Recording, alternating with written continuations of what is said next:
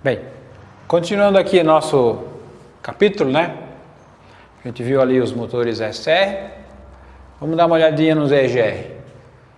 E eu acho que vale a pena então a gente, nessa parte que já falamos bastante, né? Os porquês, dar uma olhadinha no detalhe da câmara de combustão, né? Tá aqui meu pistão, ó, isso aqui tá bem desenhado, ó, melhor que o meu, né? Olha aqui o ball, né? Ó, bem aberto, bem largo. O jato bem tangencial aqui, pouca inclinação, né? Para misturar bem, mas ficar confinado, ó. Isso aqui é o tipo de câmara de combustão para não fazer tanto NOx, né? Então, o que eu tenho aqui, né, pessoal? Eu tenho alguns elementos aqui, ó. Tenho sempre, né, o meu 78% de nitrogênio. Eu tenho meus 21% de oxigênio. O meu combustível, né? E eu tenho EGR. Tá aqui. O que é o EGR? Produto da combustão. O que é? CO2 mais H2O. Tá aqui, ó, né? Esse CO2 aqui, ó, e esse H2O, eles estão ocupando o espaço, por exemplo, que ia ter no oxigênio, que ia deixar a combustão mais severa. Ou estão ocupando espaço de combustível, que ia deixar a combustão mais severa. Então, esses caras aqui já vêm ocupar espaço do combustível e do comburente. Então, minha concentração de combustível e comburente já cai. Baixa a temperatura e pressão. O CO2 é triatômico. O CO2 também gosta de absorver calor. Então, além de ocupar espaço, eles absorvem calor. Ou seja, baixa mais ainda a temperatura global da minha combustão. Se baixa a temperatura, né, pessoal? Vai baixar o NOx e vai aumentar o meu material particulado. Ok? Eu tenho um desenho aqui, então, ilustrativo. Eu acho que não precisamos ficar tanto tempo assim no motor EGR, né? Mas lembra que é uma pequena parcela que é recuperada do escapamento. A minha pressão no escape sempre maior que a de emissão, senão o EGR não flui. Então, normalmente para motor EGR, eu posso ter um tubo de geometria variável, né? Ou algum dispositivo que faça com que a pressão no escape seja sempre maior que a de emissão. Ou então uma borboleta aqui, né? Então, esse meu EGR aqui, no caso, ele passa por um refrigerador, ó. Então, um EGR frio, resfria, vem aqui, por exemplo, entra na carga, entra a 600, sai a 150 e vai se misturar com o meu ar que veio do intercooler, ó. Tá aqui turbo compressor, o compressor succiona o ar, succiona como? Aproveitando o trabalho que a turbina recuperou. Succiona o ar, comprime. Num caminhão em plena carga, aqui eu tenho 200 graus, talvez mais. Ele vem para o intercooler, baixa aí para uns 40. Então ele já pega esse meu EGR que vem aí, vamos dizer, a 150. Então a temperatura do meu ar aqui já é misturado, já é um pouco maior também. Então isso já baixa a densidade do oxigênio por si só, né? Que é como a gente viu na figurinha da câmara de combustão. Então isso aí veio para baixar NOx, esse é o sistema. Depois ele é composto por uma válvula de EGR, né? Tem um sistema de medição de vazão de EGR. Pode medir por um Venturi ou por uma sonda, né? Concentração de oxigênio, lembra? Então esse é o design mais ou menos dele. Aqui eu explicando, né? Como eu meço via um Venturi, certo? Tá aqui meu escapamento, o turbo, pego o EGR, mede, posso refrigerar e entra na minha admissão, ok? Olhando para esse cara aqui, nossa, que parafernália, né? O que eu consigo notar aqui? Vamos ver. Ah, tem um positivo da bateria aqui, ó. Né? Tá aqui turbina, compressor. E tem um motor de passo aqui, ó. Então isso aqui é um motor com turbina de geometria variável. Turbina de geometria variável.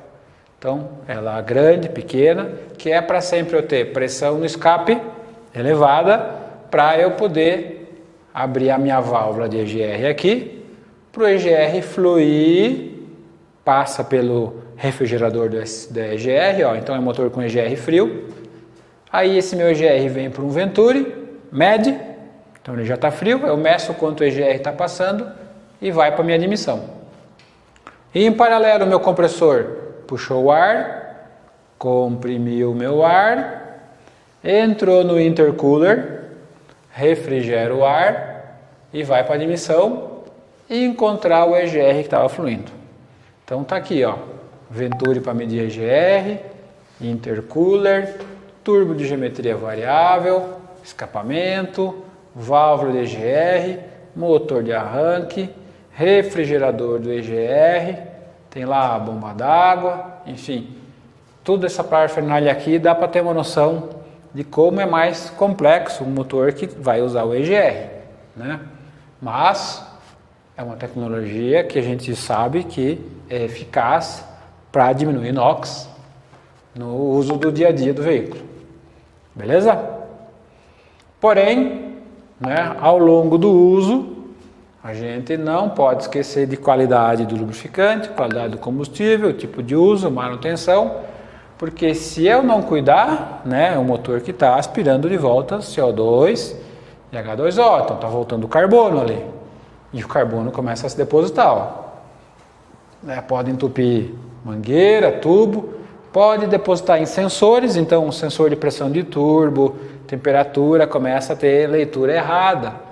Então, meu motor pode, às vezes, até fazer uma fumaceira, fumar, ou pode entrar em proteção. Então, eu preciso ter bastante cuidado. Outra coisa, combustível com enxofre, né? Por exemplo, eu vou usar um S500 no motor que usa EGR. Vamos ver aqui, né? Se eu tenho, por exemplo, um combustível, um S500, em vez de usar um S10, ó, tá cheio de enxofre, ó. Se eu tenho enxofre, eu tenho vapor d'água, né? Eu tenho oxigênio. Então o meu gás de EGR, né, vai passar no meu escapamento aqui, ó, né? Então eu tenho enxofre, H2O, O2. Esse povo aí pode se combinar. E eles podem formar o quê? H2SO4. Eles formam um ácido sulfúrico. Então, todos os sistemas metálicos que vão ter contato com gás escape tendem a ter corrosão, né? Então, eu posso ter corrosão, por exemplo, na válvula de EGR, no trocador de calor do EGR. Esse cara aqui é complexo, é caro. Esse cara aqui começa a estragar tudo. Tudo que é sistema, então, que vai ter contato com gás escape, sem falar no pós-tratamento aqui, ó, né, vai ter uma tendência muito grande de se degradar, né? Porque diesel com alto enxofre e EGR, a gente forma ácido sulfúrico, que não é nada bom, ok? Então, no meu sistema EGR, no meu motor, é bem claro que eu preciso cuidar da qualidade do meu combustível. Primeiro aqui, ó, para ter uma durabilidade, né? Para não ter depósitos, olha lá, nas válvulas, nos sistemas, para eu poder controlar, colocar a quantidade de EGR correta que vai para o meu motor, né? Senão eu vou ter formação de depósitos. Nos meus testes de ciclo de operação real, eu preciso testar isso aí. Troca de óleo, como fica, manutenção, como fica toda a parte de uso, de cuidados com ele, né? Ó, geometria do refrigerador de EGR, cabe o tamanho correto, né? Eu tenho que ter mais estratégias, tenho que ter mais água no sistema, porque a água do radiador vai passar também pelo refrigerador do EGR. Então, o rendimento global do meu motor cai, porque eu tenho mais energia indo para a água, em vez de virar trabalho, ok? E se eu olhar aqui, né, então eu posso começar a pensar em termos de recuperar energia, né, no motor. Aqui eu estou aproveitando o gancho já que estava vindo no motor EGR e já continuar, né. Por exemplo, se eu tiver um motor com 42% de eficiência, né, tudo o resto, ó, é calor jogado fora. Valores, né? Olha só, 13% vai para o EGR, 13% é bastante, 19% para a turbina, né? 8% para o intercooler e 15% vai para a água, né? e atrito 3%. Então, cada campo desse, atrito, o gás EGR, escapamento, intercooler e a água, são componentes que eu posso talvez tentar recuperar. E a gente tem visto, né, sistemas de turbo compound, que é uma segunda turbina de potência, ela está ligada talvez direto no verbrequim, é só a turbina, não tem compressor. Ela vai trabalhar com esse cara aqui, ó, né? Vai pegar esse cara aqui. Então pode recuperar bastante energia até. Ok?